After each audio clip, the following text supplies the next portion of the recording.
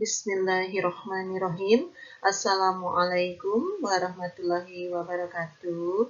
Halo anak-anak, Alhamdulillah kita berjumpa lagi dalam pelajaran IPA. Semoga kalian semuanya sehat dan sudah siap menerima materi yang akan Ibu sampaikan hari ini. Anak-anakku semuanya, hari ini kita akan belajar bab 3, yaitu penyesuaian diri makhluk hidup dengan lingkungannya. Yang pertama yang akan Ibu bahas di sini adalah penyesuaian diri hewan dengan lingkungannya. Kemampuan makhluk hidup untuk menyesuaikan diri terhadap lingkungan disebut adaptasi. Tujuan penyesuaian diri pada hewan diantaranya untuk memenuhi kebutuhan hidup seperti makan, minum, berkembang biak, melindungi diri dari musuh, dan mempertahankan jenisnya. Anak-anak, bentuk penyesuaian diri hewan terhadap lingkungan dapat berupa 1. Penyesuaian diri dalam memperoleh makanan. Yang kedua, penyesuaian diri untuk mempertahankan diri dari pemangsa. Yang ketiga, penyesuaian diri terhadap kondisi habitat yang ekstrim.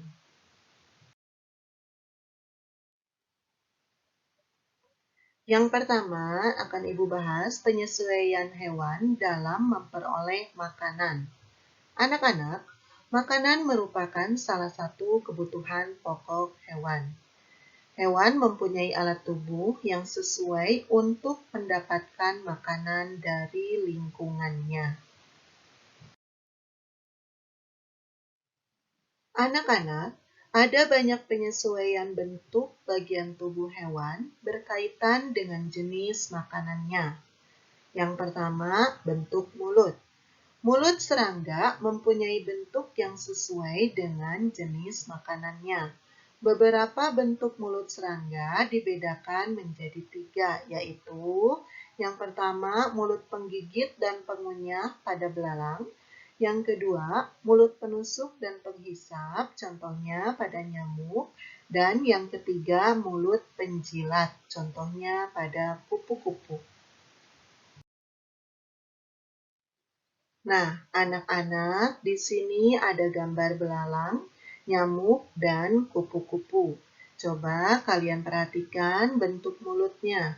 Mulut penggigit dan pengunyah pada belalang. Kemudian ada mulut penusuk dan penghisap pada nyamuk. Dan mulut penjilat pada kupu-kupu.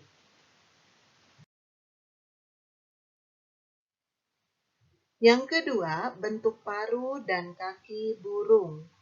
Makhluk hidup seperti burung melakukan penyesuaian diri dengan lingkungan pada bentuk paruh dan kakinya. Bentuk paruh burung bermacam-macam. Bentuk paruh burung dipengaruhi oleh jenis makanannya.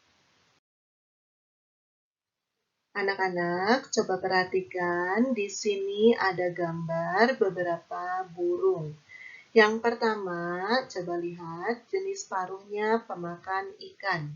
Ciri dan fungsinya, paruh panjang dan berkantong besar pada bagian bawahnya.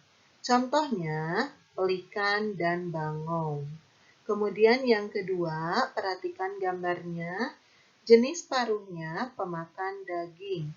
Ciri dan fungsinya, paruh tajam, kuat, runcing, dan agak membengkok untuk mengoyak daging.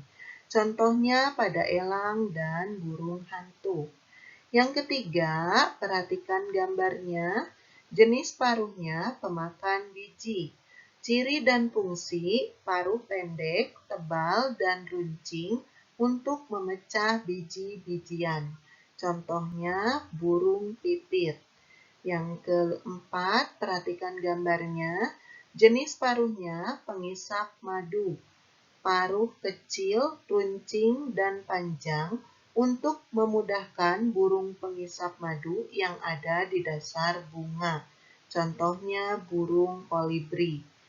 Yang kelima, perhatikan gambarnya. Jenis paruhnya pengisap serangga. Ciri dan fungsi, paruh runcing dan panjang untuk mematuk kayu pohon dan menangkap serangga di dalamnya. Contohnya burung pelatuk. Anak-anak, burung juga mempunyai bentuk kaki yang dipengaruhi oleh lingkungan tempat hidupnya mencari makan. Coba kalian perhatikan, di sini ada gambar jenis kaki pada burung. Lihat yang pertama gambarnya, ini jenis kaki petengger.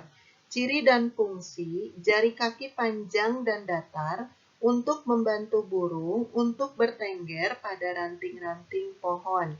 Contohnya kakatua dan nuri. Kemudian gambar yang kedua, coba kalian perhatikan, jenis kaki, kaki perenang. Ciri dan fungsi, memiliki selaput pada kaki yang berguna untuk berenang dan berjalan di lumpur. Contohnya bebek dan angsa. Yang ketiga, coba perhatikan, ini jenis kaki pengais. Ciri dan fungsi, memiliki 3 jari menghadap ke depan dan 1 tumbuh ke belakang. Fungsinya untuk mengais tanah dan mencari makan. Contohnya pada ayam dan kalkun. Terus yang keempat, coba perhatikan gambarnya. Ini jenis kaki pemanjat. Ciri dan fungsi, terdiri atas 4 jari, 2 di depan dan 2 di belakang. Fungsinya untuk memudahkan saat memanjat. Contohnya burung kolibri. Dan yang terakhir, perhatikan gambarnya.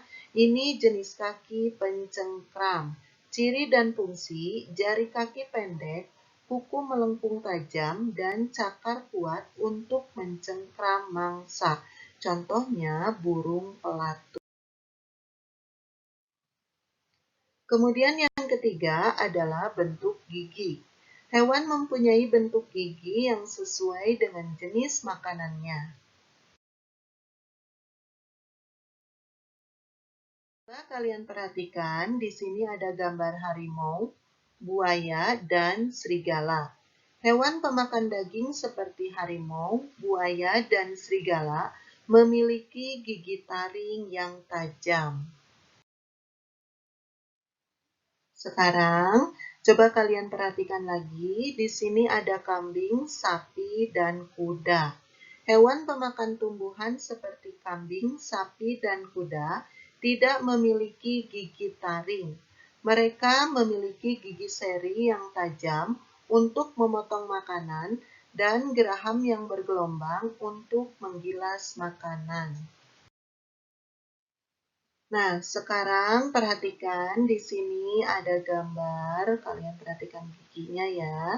Hewan pemakan daging dan tumbuhan seperti kera dan monyet memiliki gigi seri, taring, dan geraham yang berkembang dengan baik.